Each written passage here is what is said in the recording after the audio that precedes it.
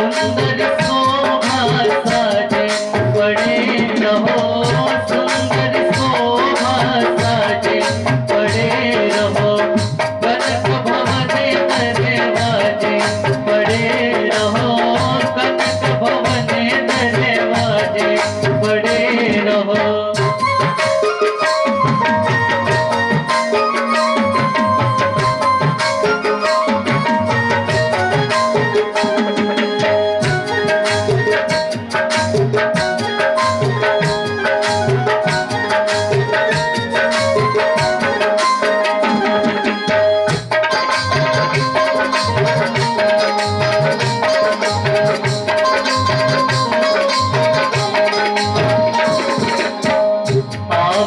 जाते संत जन दर्शन, दर्शन करके सुजन मन हर्षत।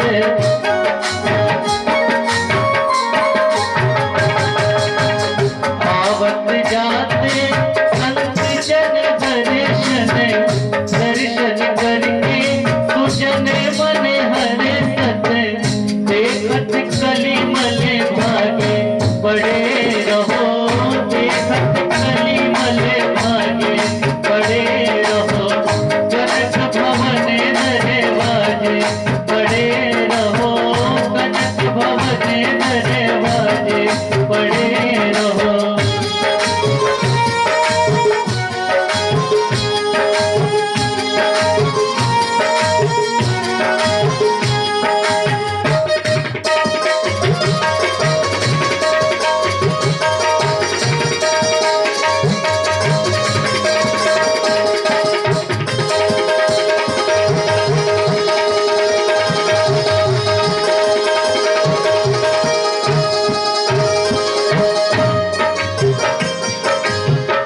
अवध बिहारी सिंहासन सोहे, संग में सीता जी मेरो मन मोहे।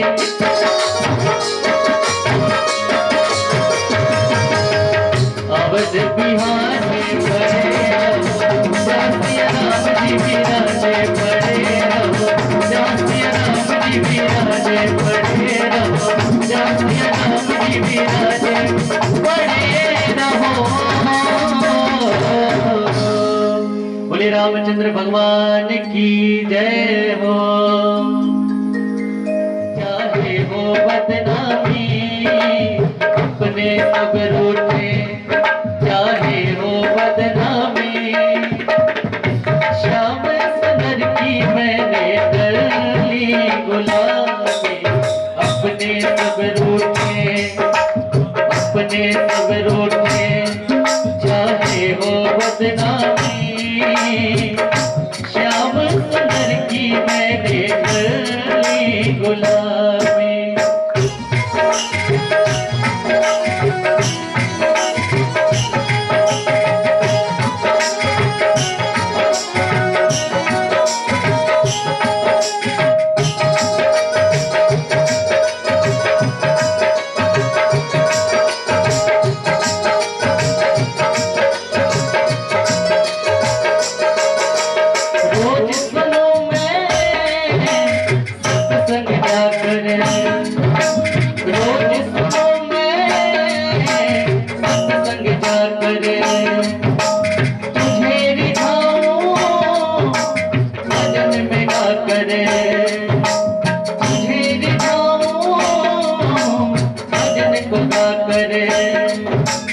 कोई कुछ बोले या देवी बदनामी, कोई कुछ बोले कर ली मैंने हामी।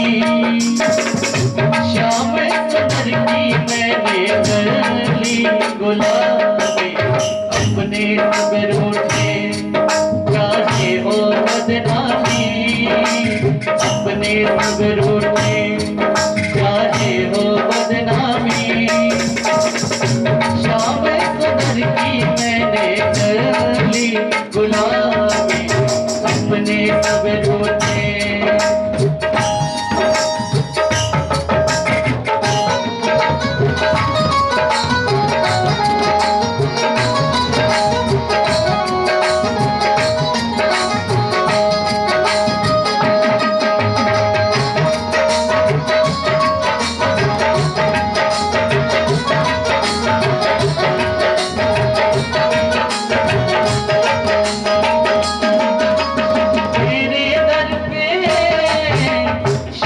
झुका करे सब कुछ पाया तुमको पा करे मेरे दर पे शीश झुका करे सब कुछ पाया तुमको पा करे दीदार के काबिल कहाँ अपनी नजरें हैं ये उनकी इनायत है ये उनका असर है मुझ जैसे खोटे को तूने कर दिया है नामी मुझ जैसे खोटे को तूने कर दिया है नामी शाम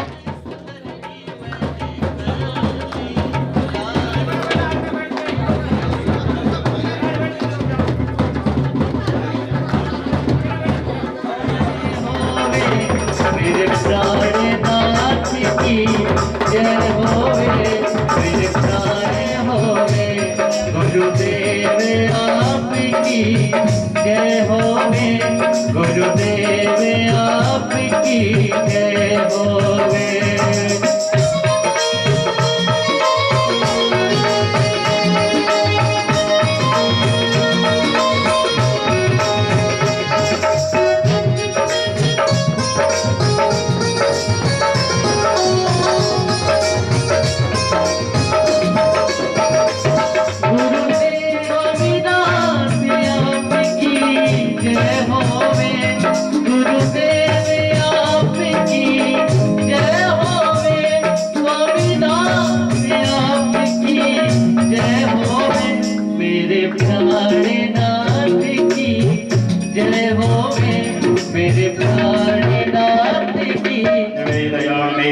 नैवेद्यांते आत्मनीयं जलं समर्पयामि विदुफलं समर्पयामि शब्दताम्बूलपत्रं समर्पयामि कृताय पूजाय साधुगुण्यार्थे देवदक्षिणां समर्पयामि प्रार्थयेत नमस्करोमि ॐ यं प्रव्रजन्तमर्पयितमुपैति कृत्यं द्वैपायनो विरहकातराजुहाव पुत्रेति तन्मयतया तरवोऽभिनेदु श्रीवेदव्यासाय नमः ध्यायामि पुष्पासनं समर्पयामि सर्वोपचारार्थे गन्धाक्षपुष्पाणि समर्पयामि पूज्य श्री महाराज जी का तिलक करेंगे ओम श्रीखंडं चंदनं दिव्यं गंधाढ्यं सुमनोहरं विलेपनं गुरु श्रेष्ठ चंदनं प्रतिगीयताम् अक्षते स पूजयामि माल्यार्पण करेंगे श्री महाराज जी को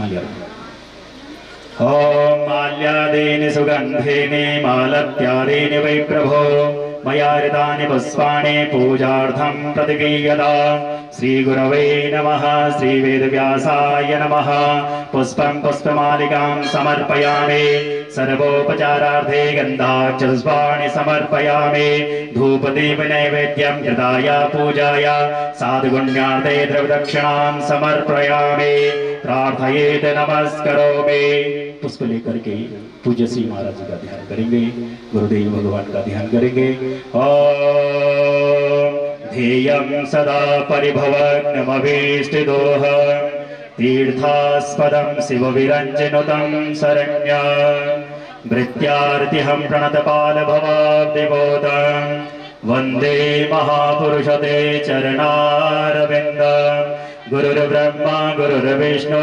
गुरुर्देवो महेश्वरा गुरुर्साक्षात् परं ब्रह्म तस्मै श्रीगुरवे नमः श्रीवेदव्यासाय नमः श्रीगुरवे नमः दिव्यमन्त्रपुष्पाञ्जलिं समर्पयामि गुरु श्री पूज्य श्री महाराज की जय श्री वेदव्यास भगवान की जय श्रीमद्भागवत महापुराण की जय जय जय श्री राधे श्याम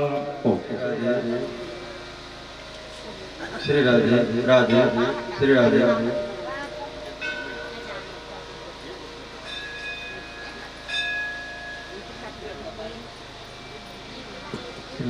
राधे राधे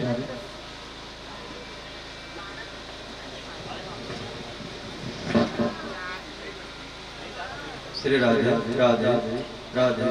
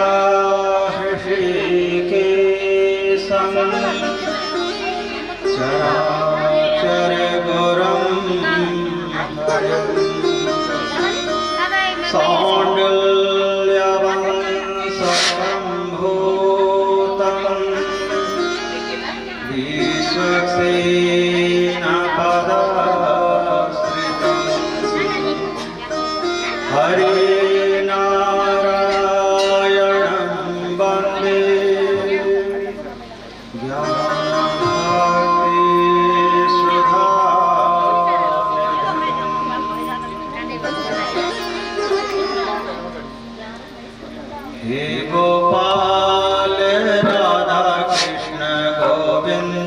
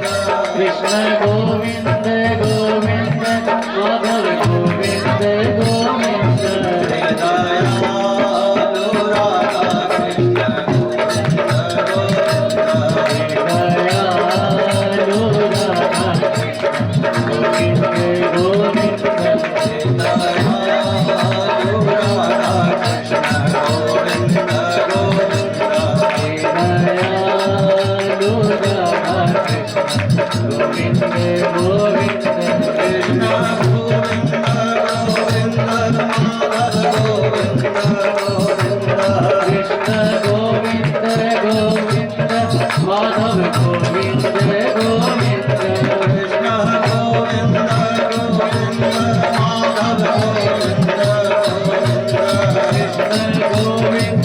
गोविंद माधव गोविंद गोविंद कृष्ण गोविंद गोविंद माधव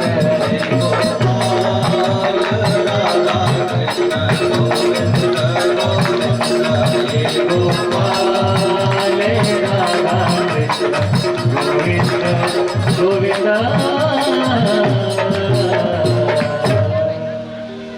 बोले श्री लक्ष्मीनारायण भगवान की जय हो श्री वैकुंठनाथ भगवान की जय हो श्री राधा कृष्ण भगवान की जय हो श्रीमद्भागवत महापुराण की जय हो श्री विघ्नहरण भगवान की जय हो श्री गंगा महारानी की जय हो श्री यमुना महारानी की जय हो श्री सरस्वती महारानी की जय हो श्री भक्ति विशाल भगवान की जय हो श्री केदारनाथ भगवान की जय हो श्री काशी विश्वनाथ भगवान की जय हो श्री विद्याली देवी महारानी की जय हो श्री नर्मदेश्वर महादेव की जय हो श्री नागराजा जी महाराज की जय हो अवाहित पूजित सभी देवी देवताओं की जय हो श्री पवन पुत्र हनुमान जी महाराज की जय हो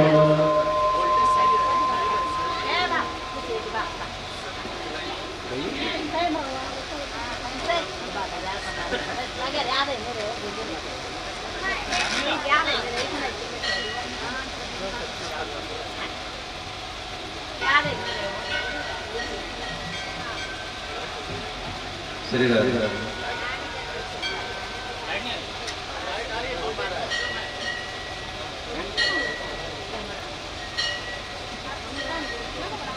अनंत ब्रह्मांड नियंता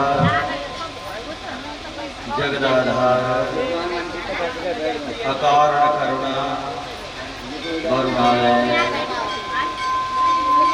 सर्वज्ञ सर्वशक्तिमान भगवान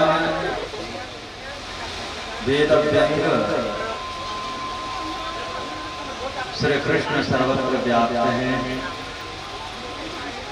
और उन्हें भगवान वेद व्यंग के कृपा कटाक्ष से उनकी जो वांगमयी मूर्ति है शब्द ब्रह्मा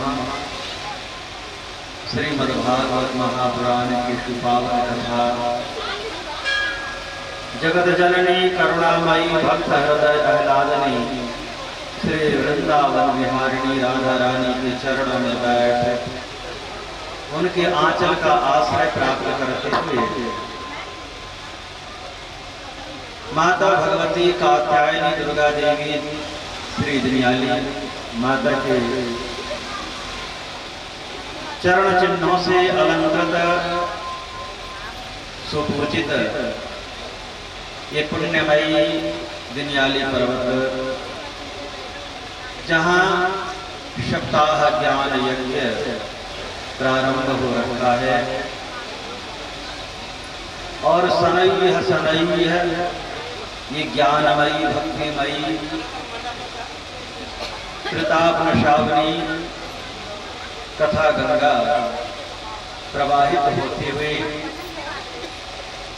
अपने शब्द दिवसीय लक्ष्य की ओर अग्रसर होती हुई आज ये पुण्यमयी कथा अपने पंचम दिवस में प्रवेश कर रही है।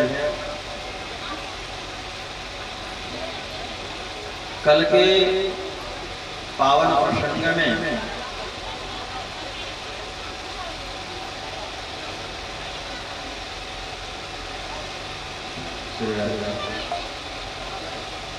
कल के पावन प्रसंग में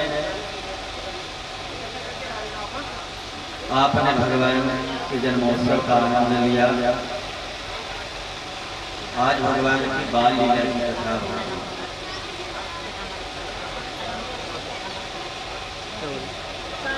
भगवान श्री कृष्ण का जो ये कृष्णावतार है वो 125 वर्ष का भगवान कृष्णावतार धारण करके 125 वर्ष तक इस धराधाम पर लीला किए हैं।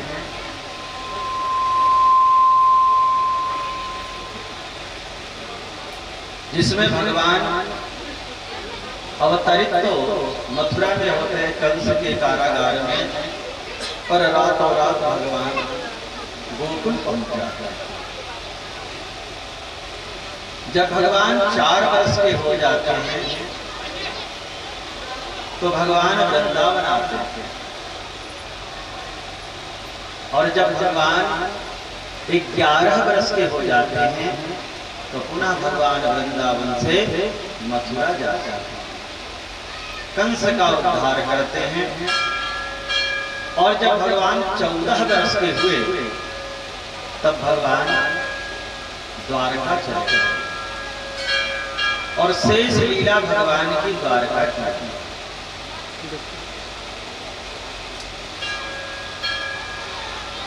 भगवान रातों रात गोकुल पहुंचे। मोबाइल जनरेटर तो नहीं चला, ये लोग नहीं देखते।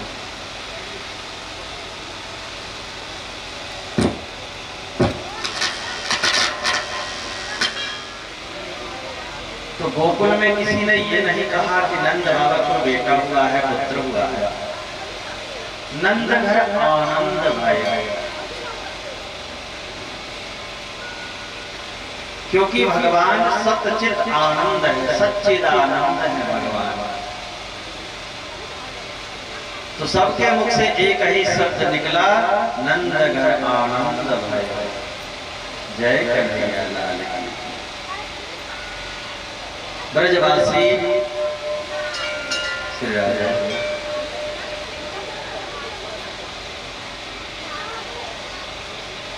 तो पहले ऑपरेटर श्री राजा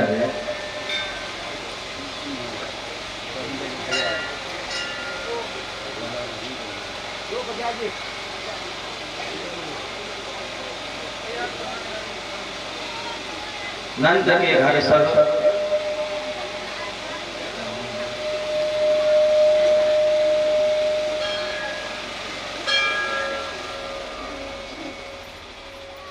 श्री राजा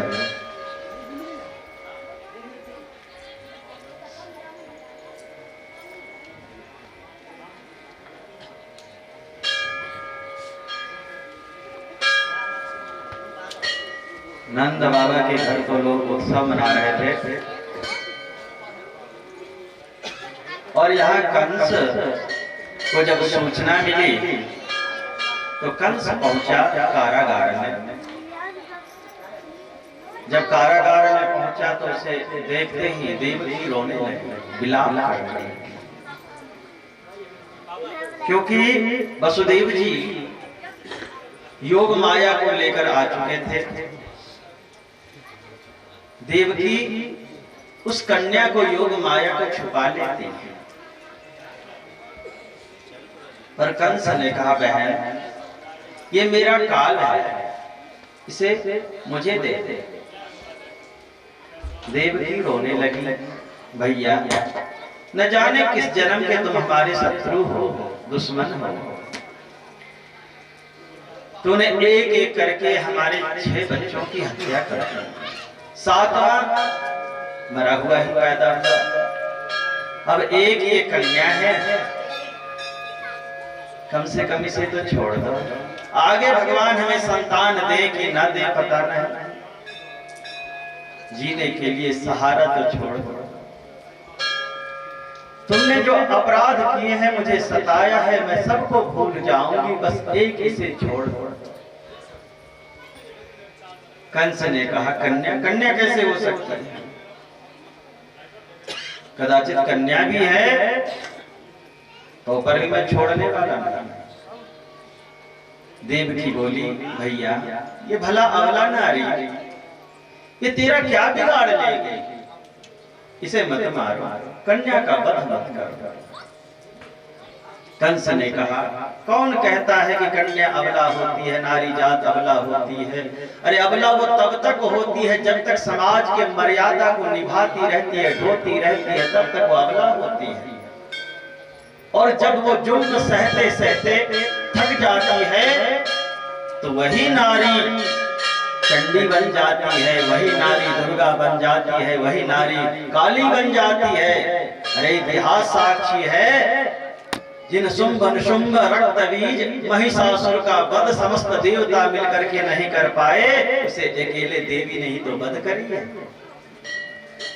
इसलिए नारी जात को अबला मत समझो। अबला तो वो तब तक है जब तक समाज की मर्यादा को ढो रही है, अपने पिता की लज्जा ढो रही है, तभी तक। इसलिए लाओ मेरे पास दे दो। देवकी पांव पकड़ ले कंस की, भैया इतने बेरहम मत बनो, इतने निष्ठुर मत बनो। भला ये कन्या छोटी सी बच्ची तेरी क्या बिगाड़ लेगी? का मैं छोड़ने वाला हूं। कह के झपट लिया और ज्यों ही उसे पटकना चाहा उठा करके पृथ्वी पर, उसके प्राण हरने के लिए उस कन्या का योग माया का, तो योग माया हाथ से छूट गई और अष्टभुजी दुर्गा बन करके शोभायमान हुई, शेरा वाली बन करके। किम माया हतया मंदा जातु खलतवान्तकृत यत्र को वा पूर्व शत्रुर माहिंसी कृपणान्विता। किम मया हतया, तू मुझे क्या मारेगा? तवान्तकृत, तुझे मारने वाला जन्म ले चुका है। कंस ने पूछा देवी जी कहाँ? यत्र को वा, इसी ब्रज 84 को। अरे नाम बता दो किसके घर में? देवी बोली वो नहीं बता सकती, बस इतना कह रही हूँ माहिंसी कृपणान्विता, व्यर्थ बच्चों की हत्या करना बंद करो, कुछ दिन और जीना चाहते हो। तुझे मारने वाला तेरा काल पहुंच चुका है अपने जगह, प्रतीक्षा करो। वो अष्टभुजी दुर्गा विंध्याचल पर्वत पर शोभायमान हुई जाकर के, और आज भी विंध्याचल पर्वत पर विंध्यवासिनी के रूप में शोभायमान हो रही है।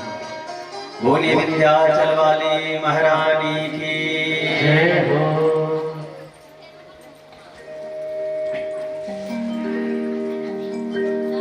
ओ मां, ओ मां, ओ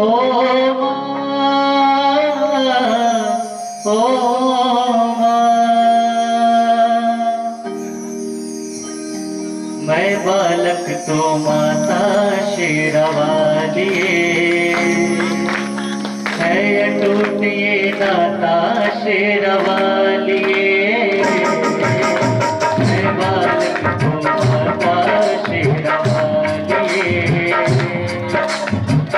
अटूट ये नाता शेरवाली। शेरवाली माँ जो सवाली माँ, लता वाली माँ, मेहरा वाली माँ। मैं बालक तो माता शेरवाली है, अटूट ये नाता शेरवाली। मैं बालक तो माता शेरवाली है, अटूट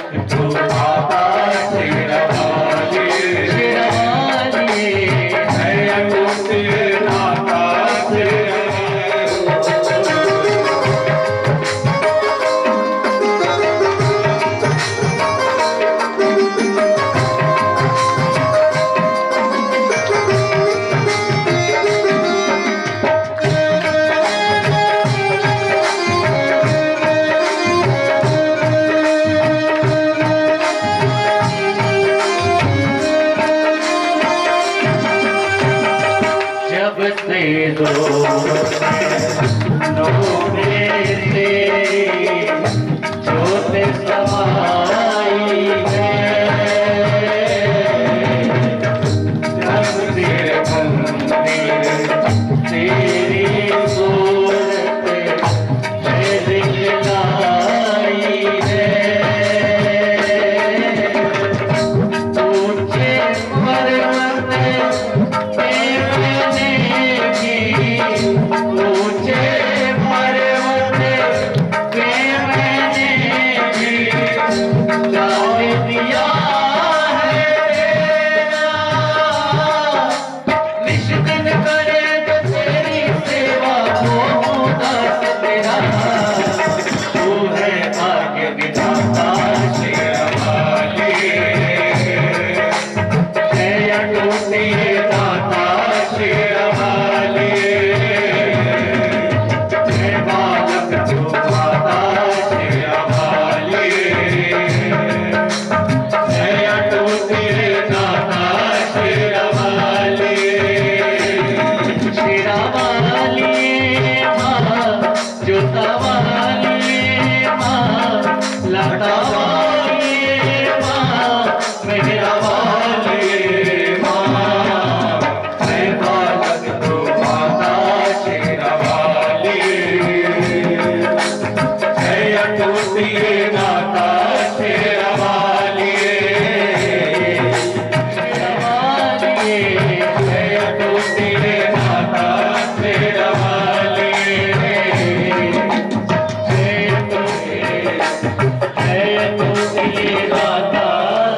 शेरवाली बोली विंध्याचल वाली महारानी की जहाँ जहाँ जिनकी सेवा थी सबको आदेश भिजवाया कि शीघ्र अतिशीघ्र सब राज दरबार में उपस्थित हो जाओ। अघासुर बकासुर धेनुकासुर प्रलंबासुर चारों मुष्टिक सल मूसल कूट जितने चांडाल थे सबके सब बैठक किस बात की है। कंस ने कहा कि जब मेरा प्राण संकट में है तो इससे बढ़कर के आपात समस्या और क्या हो सकती है। आपके प्राण संकट में कहा हमारा सबके संकट तो आप हो फिर आप पर भी संकट ऐसा कैसे। अब बात ये है तुम सब जैसा जान रहे हो कि मेरी छोटी बहन जो देवकी है वो मेरे काल पर जन्म देने वाली है पर वो काल कहीं अन्यत्र जन्म ले लिया कहीं और जन्म ले लिया। अब उस काल को हम कैसे ढूंढें समस्या ये कैसे पता करें। एक मंत्री ने कहा कि सरकार आप व्यर्थ चिंता करते रहते हैं आपको डरने की आवश्यकता नहीं है। भला इस संसार में कौन है जो आपको परास्त कर सकता है आपको जीत सकता है। कोई नहीं है कोई नहीं। दूसरे मंत्री ने कहा नहीं कुछ लोग ऐसे हैं जो जीत सकते हैं। कौन? ब्रह्मा जी हैं भगवान नारायण हैं भगवान भोलेनाथ हैं और इंद्र हैं। ये चार आपसे अधिक बलशाली हैं वो आपको जीत सकते हैं।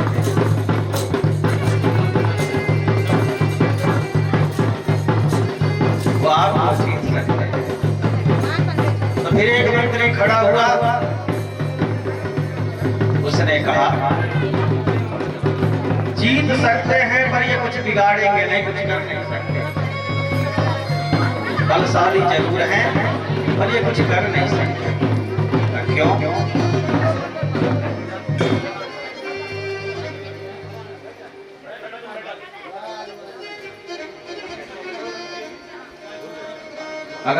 अगर ये बलशाली हैं तो फिर कुछ कर क्यों नहीं सकते। इसके पीछे कारण है रहो जो साकिम हरिणा शंभो नावावनो कसा किम इंद्रेण अल्पवीर्येण ब्राह्मणा वा तपस्यता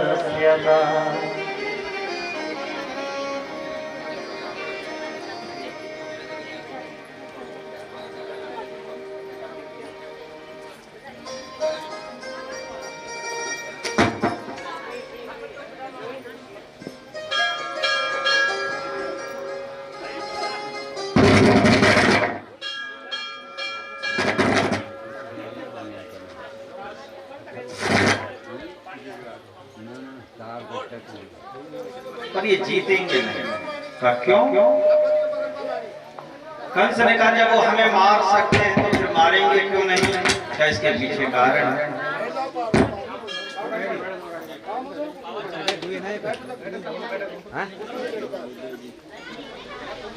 ये सर्प पे सोते हैं, नाग पर। नाग ने कैसा?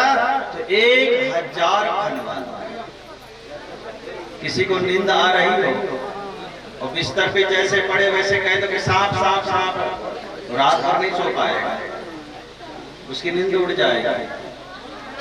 झूठ का भी अगर कोई बोल दे तो उसकी नींद उड़ जाएगी। और भगवान नारायण ऐसे सोते हैं कि शेष नाग पर नींद लेते हैं, और वो नाग भी ऐसा वैसा नहीं जिसके 1000 फन है, ऐसे नाग पर वो सोते हैं। और सर्प के ऊपर तो जिंदा व्यक्ति सो नहीं सकता, मुर्दा ही सोएगा। इसलिए इस नारायण से क्या डरना?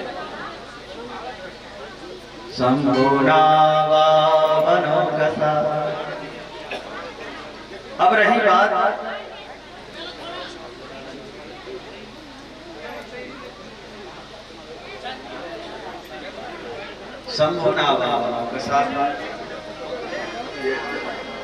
भगवान भोलेनाथ संत महात्मा है। वो अपने तपस्या में लीन रहते हैं, वनवासी हैं। अगर कोई उन्हें परेशान करे तभी वो किसी का प्राण हरते हैं, अन्यथा उन्हें दुनियादारी से कोई लेना देना नहीं। किम इंद्रेण अल्पवीर्येण, रही बात इंद्र की, तो क्या इंद्र को कहा अल्पवीर्य। अल्पवीर्य उसको कहते जो डरपोक होता है, जिसमें साहस नहीं। इंद्र तो डरपोक है, और डरपोकों से भी क्या डरना?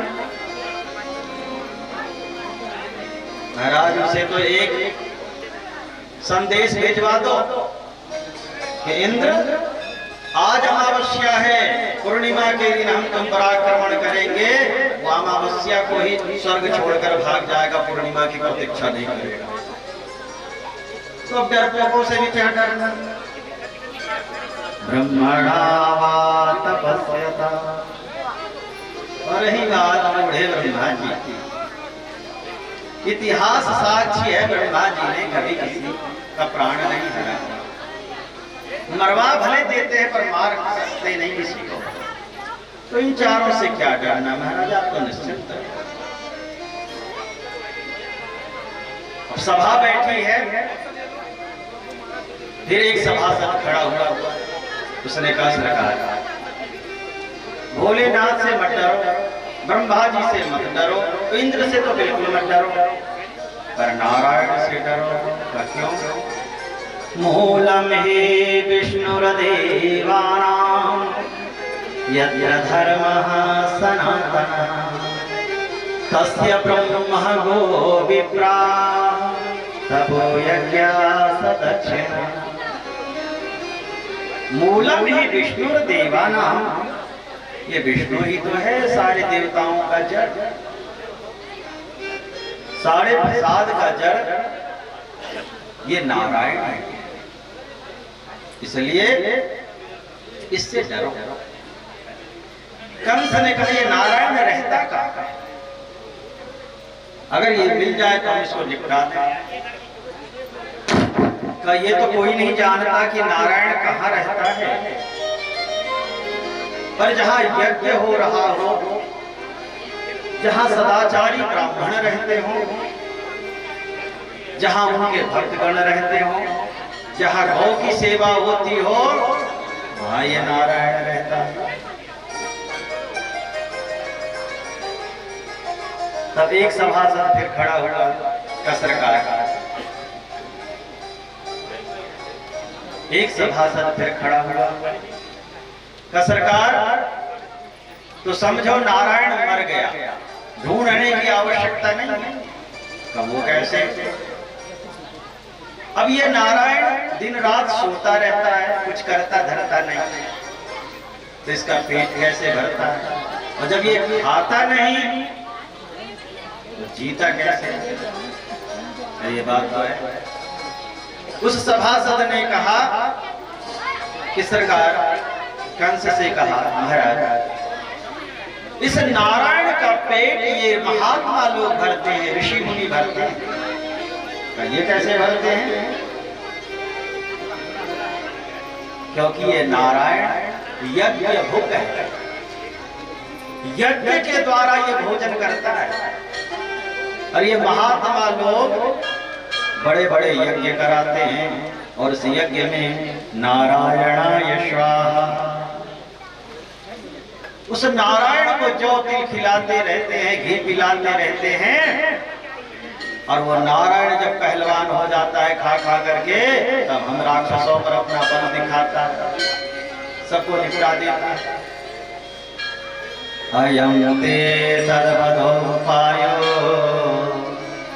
यदृषीणां विहंसिनम्।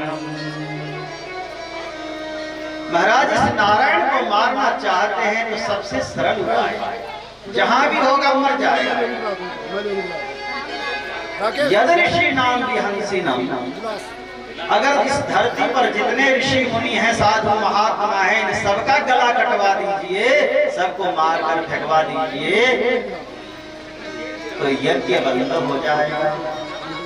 और जब यज्ञ बंद हो जाएगा तो नारायण का पेट नहीं भरेगा, तो नारायण भूखा सूखता जाएगा, सूख सूख करके एक दिन मर जाएगा। कंस ने कहा, रे मूर्खों, हमने ये बैठक इसलिए बुलाई है कि मेरा जो काल पैदा हो रखा है ब्रज 84 कोष में कहीं, उसको कैसे ढूंढें? तू बेमतलब के ऋषि मुनियों की हत्या करवाने का सलाह दे रहा।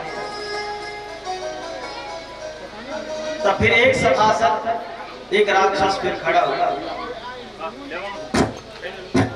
फिर खड़ा हुआ, उसने कहा, सरकार तो ये तो कोई समस्या है ही नहीं, ढूंढने की आवश्यकता नहीं, तब तो फिर मारे कैसे? सरकार एक पखवाड़े के अंदर 15 दिन के अंदर इस ब्रज 84 कोष में जितने बच्चों ने जन्म लिया है महाराज, सबका गला कटवा दो, सब बच्चों को मारकर फेंकवा दो, तो उसमें आपका भी जो दुश्मन होगा, काल होगा, भी मर जाएगा। कंस ने कहा, बहुत सुंदर विचार, अति उत्तम। सबने ताली बजाई, पर एक चांडाल ऐसा बैठा था, उस चुपचाप बैठा रहा।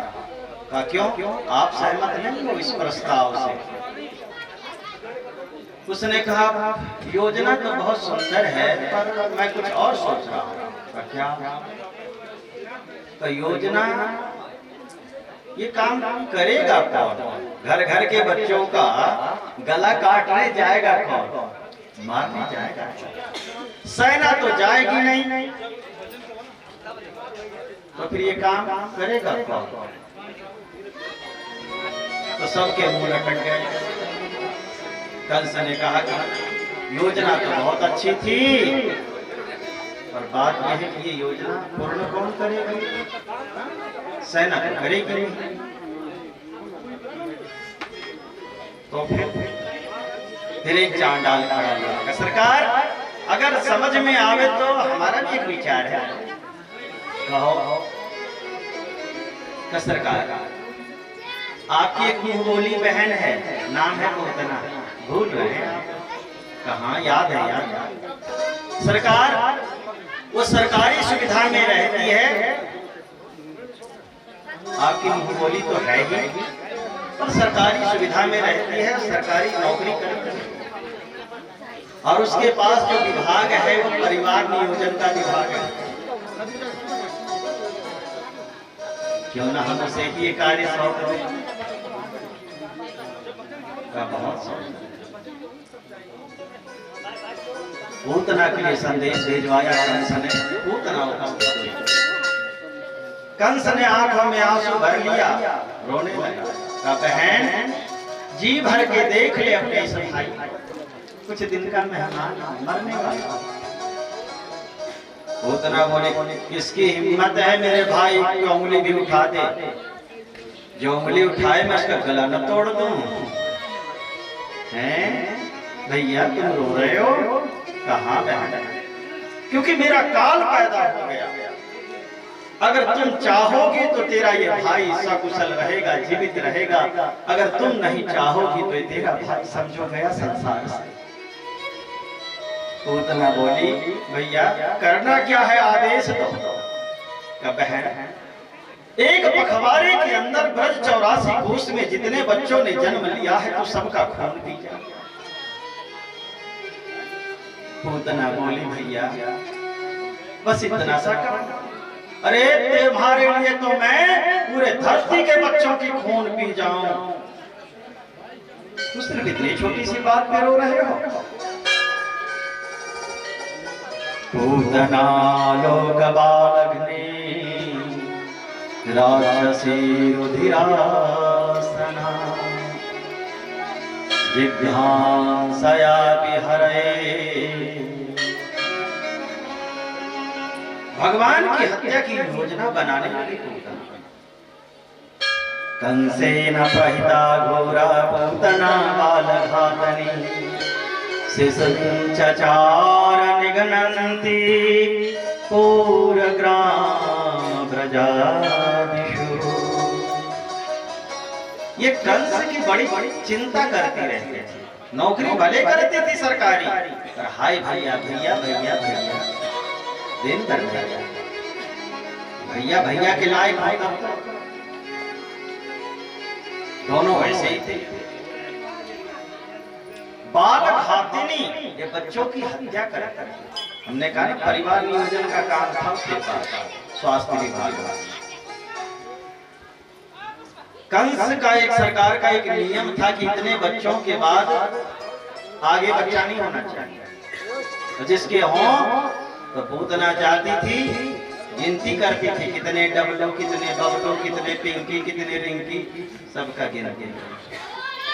और सरकारी नियम से जो बच्चा ज्यादा हो फालतू हो तो उसको बाएं हाथ से पकड़ती, दाहिने से उसका मुंडी पकड़ती, खोपड़ी सर घुमा करके तोड़ के फेंक देती। जैसे आप लोग मूली के पत्ते को फेंकते ना तोड़ के, वैसे ही फेंक देती। और धड़ को मुख में लगा लेती, चूसती रहती। जब तक उस बच्चे के शरीर से खून निकलता रहता तब तक उसे चूसती रहती। खून निकलना बंद हो जाए तो फेंक देती बच्चे। रुधिरासना ये सिर्फ पूतना खून पीती थी। न जीवन में कभी मांस खाई, न अन्न खाई, फलहार को क्यों करना था। सिर्फ बच्चों की खून पीती थी, वो छोटे छोटे बच्चे।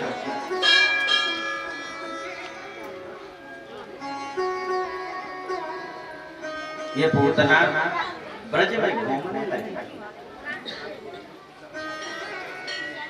घरों में जाती, जो काम रूपिणी थी रूप बदल करके पहुंच जाती। इसी क्रम में ये नंद बाबा के यहाँ जब उत्सव होते देखी, समझ गई कि यहाँ भी कोई डबलू बबलू आ रखा है। सो पूतना बपुम ददार दिव्यम षोडश वार्षिकम। गर्गाचार्य जी कहते हैं गर्ग संहिता में कि पूतना वैसे तो बड़ी भयावनी थी, देखने में डरावनी थी, पर माया से ऐसी सुंदरी बनी मानो साक्षात लक्ष्मी जी।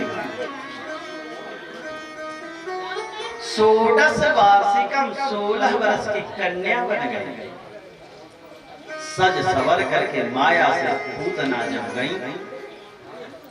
नंद बाबा तो थे नहीं, नंद बाबा मथुरा जा चुके थे, वार्षिक कर चुका थे। और यहाँ उत्सव हो रहा था नंद बाबा के घर में। पूतना जैसे ही महल में प्रवेश करी, आवाज लगाई यशोदा जी को, यशोदा जी पहचान पाई नहीं, पहचानना कहां से, फिर भी न पहचानते हुए भी स्वागत करें इसका, आओ आओ बैठो बैठो बिठाई। बोली मैं बैठने नहीं आई, तो हम तो बधाई देने आई हैं। कहाँ है तुम्हारा बेटा, बधाई दे दूं? कब पालने में सो रहा। ठीक है,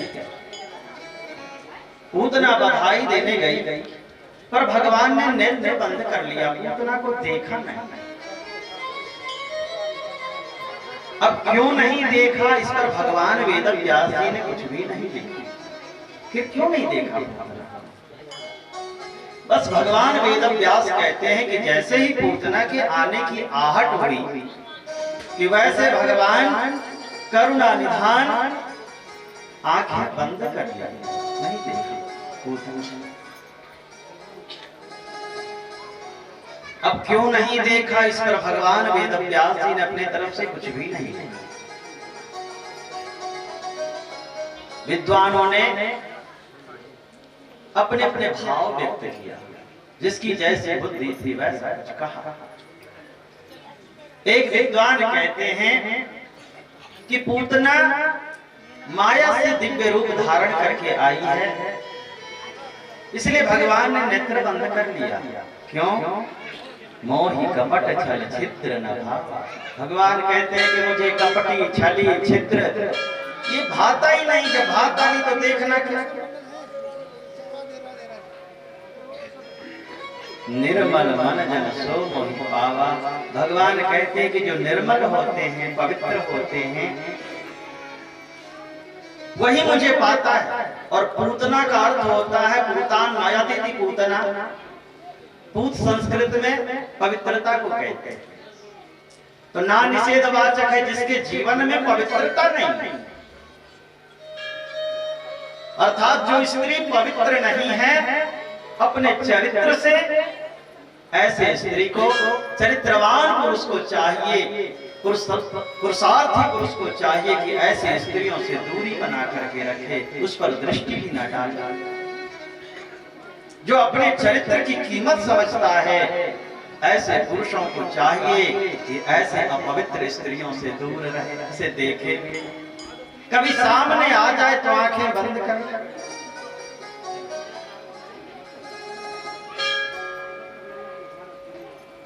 एक विद्वान कहते हैं चक्षुः सूर्यो अजायत। भगवान के जो नेत्र हैं वो सूर्य भगवान है। तो भगवान ने जानबूझ करके नेत्र बंद कर लिया, आंखें बंद कर लिया। क्यों? क्योंकि सूर्य भगवान ना देख सके। अगर देख लिए तो क्या बिगड़ जाता भाई? तो बिगड़ सकता है। क्योंकि भगवान की हत्या करने के लिए ये पूतना आई है, जहर पिलाने आई है। तो भगवान सूर्य नारायण देखते तो कहीं क्रोधित हो जाते, और क्रोधित होकर सूर्य भगवान अपना विकराल रूप धारण कर लेते, तो पूतना पापिनी तो बाद में जलती, पूरी दुनिया पहले जल जाती, पूरी सृष्टि समाप्त हो जाती।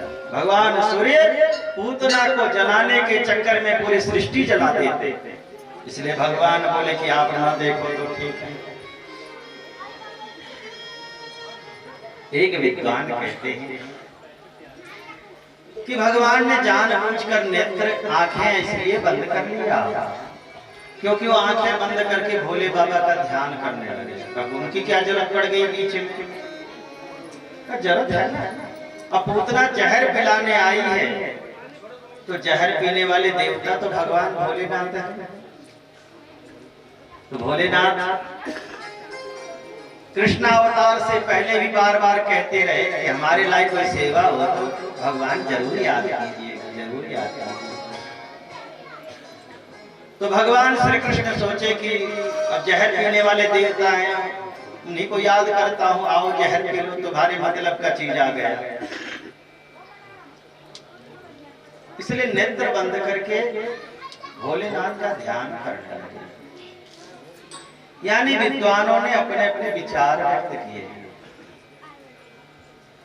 मैं विद्वान तो नहीं, पर मेरे भी विचार हैं। अब इतने विचार हमने औरों के रखे, आपको समझ में आया हो तो जो समझ में आया उसको स्वीकार करें। जाकी रही भावना जैसी, प्रभु मूर्ति न देखी तैसी। काला चश्मा लगाओ तो दुनिया पूरी काली दिखती है, लाल लगा लो तो दुनिया लाल दिखती है। इसलिए जिसकी जैसी विवेचन बुद्धि हो, विवेचनी बुद्धि हो, उस हिसाब से आप सोचें। पर मेरा मानना है कि भगवान नेत्र इसलिए बंद किए हैं क्योंकि पूतना ये पूतना प्रश्न चिन्ह है। ये पूतना प्रश्न चिन्ह है। क्या ये प्रश्न है? भगवान ने दोनों नेत्र इसलिए बंद कर लिया क्योंकि पूतना दो प्रश्न बन करके आई। पहला प्रश्न, ये पूतना नारी जाति की है। मत्तम प्रमत्तौ न मत्तम सुप्तं बालं स्त्रियं जडं प्रपन्नं वीरथं भीतं न रिपुं हन्ति धर्मवित्। जो मत वाला हो, उन्मत्त हो, सोया हुआ हो, पागल हो, बालक हो, स्त्री हो, जो धर्मात्मा होते हैं, इन सब पर कभी अपना अस्त्र शस्त्र नहीं चलाता, इससे बदला नहीं लेते। उसमें स्त्री भी आती है, बालक भी, पागल भी आता है, और जो सो रहा हो अथवा जो मतवाला हो, नशा करके कहीं लुढ़क गया, अगर वो कितना बड़ा भी दुश्मन है आपका, फिर भी उस पर प्रहार नहीं करना चाहिए। न रिपुम हन्ति धर्मवित्, जिसे थोड़ा भी धर्म का ज्ञान है वो स्त्री की हत्या न करे, ये शास्त्र का निर्देश है। पर रामावतार में भगवान ने जब पहला उद्घाटन किया दुष्टों के अंत करने का, तो वहां एक स्त्री ही आई थी, ताड़का। उद्घाटन भगवान ने ताड़का से किया। एक ही बाण प्राण हर लीना, एक ही बाण में राम जी ने ताड़का का अंत कर दिया था। पर भगवान राम ताड़का पर बाण चलाना नहीं चाहते थे। जैसे ही विश्वामित्र ने आदेश दिया, राम इस पापनी का अंत कर दो, अनुसंधान करो अपने दिव्यास्त्र का और मार डालो इसे। तो जैसे ही राम जी ने दिव्यास्त्र का अनुसंधान किया, दिव्यास्त्र धनुष पर विराजमान हो गया। तो लक्ष्मण जी पीछे से कान में करे, भैया ये नारी जाति है, इस पर आप अस्त्र शस्त्र चलाओगे? तो राम जी लखन जी के कान में कहते हैं, बाबरे मत बन, गुरुदेव का आदेश है बाण चलाने का तो मैं चलाऊंगा, उसका प्राण नहीं हरूंगा, ताड़का चलाता रहूंगा और मारूंगा नहीं। विश्वामित्र जी तत्वदर्शी त्रिकालदर्शी समझ गए कि राम क्या सोच रहा है। बोले, राम जगत कल्याण के लिए इसका मरना अनिवार्य है। अगर ये नहीं मरेगी तो नित्य जो ऋषि मुनियों की यह हत्या करती है, उसके मांस खा करके अपना पेट भरती है, उन सब के अपराधी तुम होगे। अगर तुम्हें कोई दोषी ठहराए तो कह देना कि विश्वामित्र ने कहा था उस पाप को हम भोगेंगे, पर तुम बाण चलाओ, ये गुरु का आदेश है।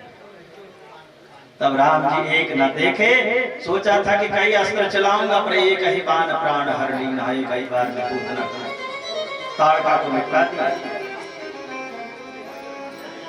विद्वानों ने राम जी को घेरा बाधा का प्रभाव।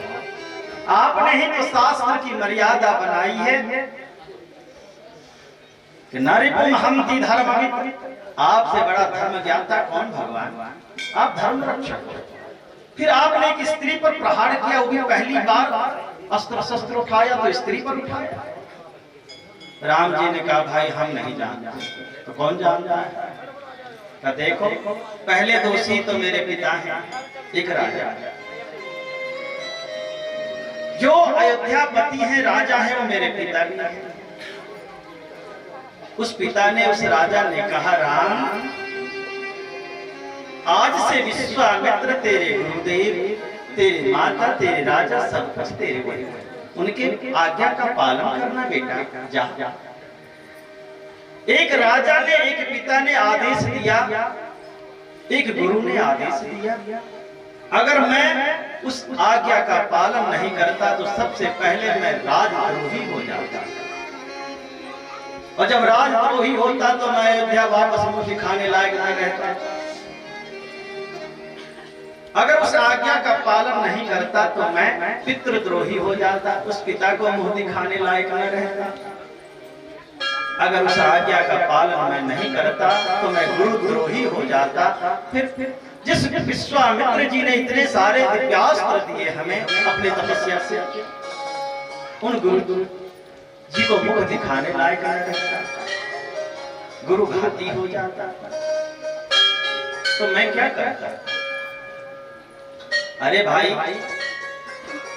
एक तरफ एक कुतिया, पागल कुतिया खड़ी है, और एक तरफ 3 गाय बनी है, और कोई बाध्य करे, मजबूर करे, या तो इस कुतिया को मारो या फिर ये 3 गाय है इसका वध करो। तो विवेकी आदमी जो होगा वो कुतिया ही मारेगा, वो गाय नहीं मारेगा। तो एक तरफ 3 महापुरुष, एक राजा है जो पिताजी हैं, गुरुदेव हैं। हमने देखा कि तीनों का अपराधी बनने से अपेक्षा एक कुतिया का वध कर दे, जिस कुतिया के मरने पर जगत का मंगल होगा, पाप लगे पुण्य लगे। तो हमने निपटा दी, काट। तो सारे विद्वान चुप हो गए, किसी के पास कोई उत्तर नहीं था। अब भगवान कृष्ण अवतार धारण किए हैं, तो यहाँ भी उद्घाटन का समय आया, तो पहला भी स्त्री पूतना है, पर यहाँ विधि विपरीत है। न भगवान के पास कोई अस्त्र शस्त्र है, पहली बात, न यहाँ गुरु जी है, न राजा है, कोई किसी की आज्ञा नहीं है, तो मारोगे कैसे? अगर मारते हो किसी उपाय से तो ये बात सिद्ध हो जाएगी कि आपने शास्त्र की मर्यादा तो बनाई है कि स्त्री की हत्या नहीं करनी चाहिए, स्त्री पर अस्त्र शस्त्र नहीं उठाना चाहिए, और उस मर्यादा को आप ही तोड़ दो, रक्षक ही भक्षक बना बैठा। तो पहला प्रश्न तो ये पूतना है, जिसके कारण भगवान की एक आंख बंद हो गई एक प्रश्न पर, क्योंकि ये प्रश्न साधारण नहीं है, सहज नहीं है इसका उत्तर। और दूसरा वो उससे भी कठिन है कहीं।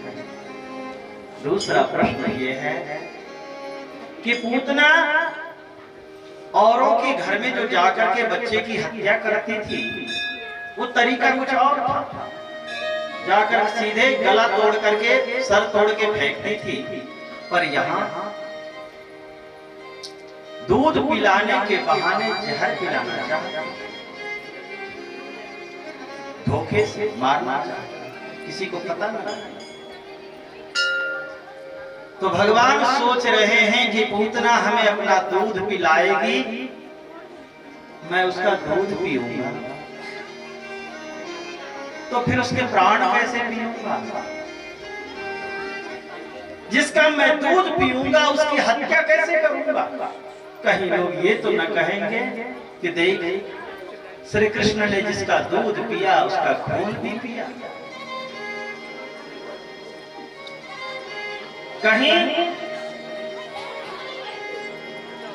इस माता जाति, माता शब्द पे मैं कलंक तो न लगा दूंगा? क्या उचित होगा जिसका दूध पियो उसका खून पियो? दूध पिलाने का काम मां करती हैं, उस मां का प्राण कैसे हरूंगा? अरे मां के प्राण की तो रक्षा करना धर्म होता है, पुत्र का प्राण हर लेना पुत्र का धर्म नहीं होता। और जो पुत्र ऐसा कुकर्म करे वो पुत्र नहीं कुपुत्र होता है। तो क्या मैं इस पूतना का प्राण हरूंगा तो हम पर कलंक तो नहीं लग जाएगा कि कृष्ण पुत्र सुपुत्र नहीं कुपुत्र थे, आने वाली पीढ़ियां हम पर कलंक तो न लगा देगी।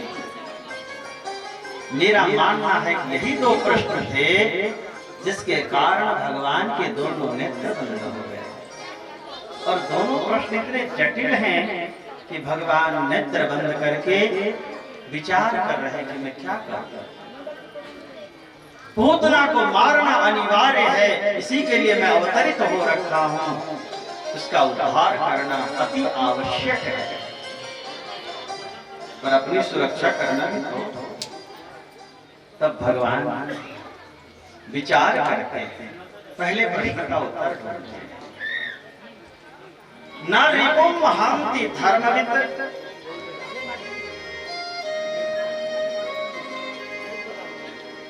दुश्मन का वध नहीं करना चाहिए, अस्त्र शस्त्र नहीं उठाना चाहिए नारी जाति। तो भगवान सोचते हैं कि मैं किसी को अपना दुश्मन तो मानता ही नहीं। नमस्ते पुरुषं त्वाद्य ईश्वरं प्रकृतये परम् अवक्षयं सर्वभूतानां अन्तः बहिरवस्थितम्। भगवान तो अजात शत्रु है, वो किसी के शत्रु नहीं, सबके मित्र हैं। अरे बाहर भीतर सर्वत्र जो व्याप्त हैं वो किसी के शत्रु हो सकते हैं। ये राक्षस लोग उन्हें शत्रु मान लेते, भगवान किसी के शत्रु नहीं। तो पहली बात तो पूतना हमारी दुश्मन है ही। अब रही बात कि मैं उस पर अस्त्र शस्त्र भी नहीं चलाऊंगा, एक थप्पड़ पूतना को मारूंगा भी नहीं, एक मुष्टिका भी नहीं मारूंगा। वो दूध पिलाने आई है, मैं दूध पीऊंगा और दूध पीते पीते उसके प्राण पी जाऊंगा।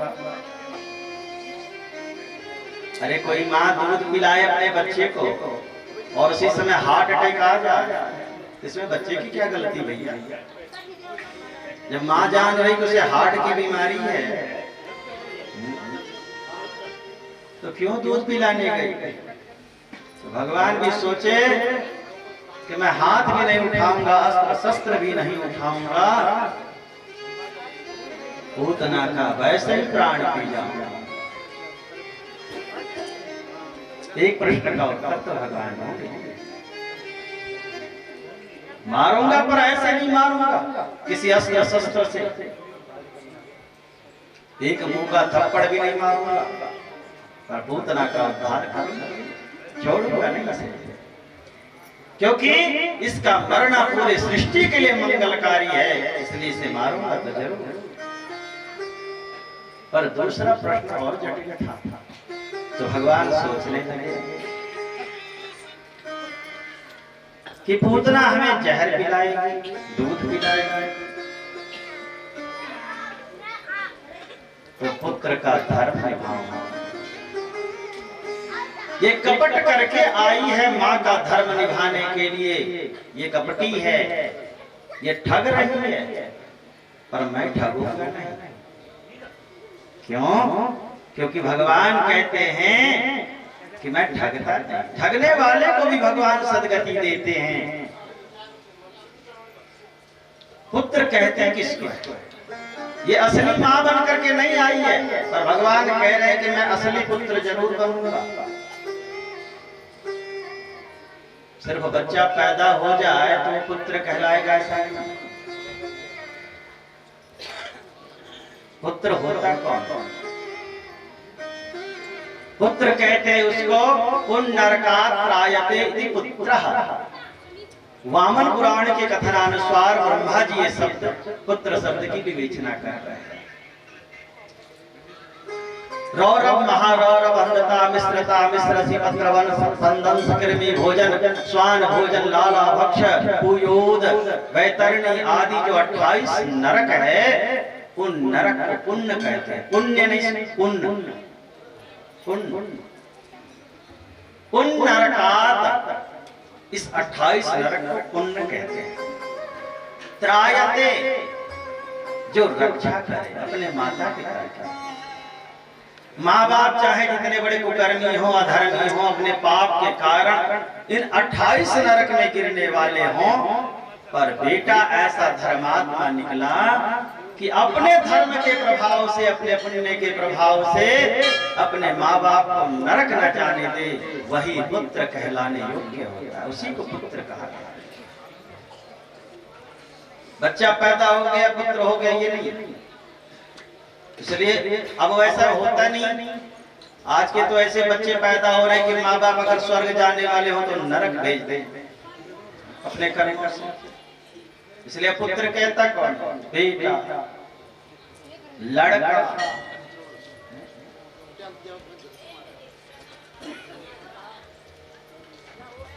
तो जैसा हो रहा वैसे लोग संबोधन भी दे रहे हैं, नाम भी निकाल रहे हैं।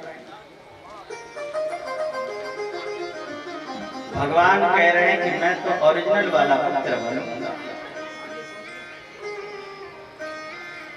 लेभे गतिं धातृचितां ततोन्यं। भगवान संकल्प कर लिए, नेत्र बंद करके कि मैं पूतना के लिए वास्तविक पुत्र बनूंगा। वो तो कपट से मां बनी, पर मैं कपट वाला पुत्र नहीं, मैं वास्तविक पुत्र बनूंगा। अपने इस कपटपूर्ण दूध पिलाने वाली मां को मैं सदगति दूंगा, मोक्ष दूंगा। जिस लोक में मेरी मैया यशोदा और मैया देवकी बाद में जाएगी, उस लोक में पहले मैं पूतना को दूंगा। इसका उद्धार। इसलिए भगवान ने आंखें बंद कर ली, क्योंकि भगवान अगर नेत्र खोलते तो पूतना के सारे कुकर्म सामने नाचने लगता। कुकर्म देखते भगवान। अगर भगवान कुकर्म पूतना के देखते तो फिर पूतना को सदगति नहीं दे पाते, मोक्ष नहीं दे पाते। क्योंकि पूतना जैसी राक्षसनी अगर नरक नहीं जाएगी तो फिर कौन नरक? कौन जाएगी? कौशल्या। नरक कौन जाएगी? देवकी, कुंती। क्या ऐसी स्त्रियां जाएगी नरक? नरक तो पूतना जैसे स्त्रियों के लिए ही है। इसलिए भगवान ने कहा कि जब मुक्ति देनी है तो देखना ही नहीं। तो जैसी भी है, अब दूध पिलाने का काम करेगी तो तुम मेरी माँ हो जाएगी और हम तुम्हें मोक्ष देंगे, तेरा सच्चा पुत्र बनेंगे, तुझे नरक नहीं जाने देंगे। और मानव जाति के लिए नेत्र बंद करके भगवान ने बहुत बड़ी शिक्षा दी। और वो क्या शिक्षा है? ये पूतना के चरित्र में हम मनुष्य के लिए, मानव जाति के लिए एक शिक्षा है। भगवान एक संदेश दे रहे हैं कि देखो, मां में कभी बुराई नहीं देखनी चाहिए, कभी नहीं। भगवान कहते हैं कि देखो तुम्हारी माँ कितनी भी बुरी होगी, गुण अवगुण सबके उड़ रही, नाद पुराण निगम असकाही, अच्छाई बुराई सबके अंदर है। पर तेरी माँ कितनी भी बुरी होगी, पर पूतना से तो अच्छी ही होगी। भगवान मानो कहना चाहते हैं कि तेरी माँ में बुराई होगी, मैं स्वीकार करता हूं,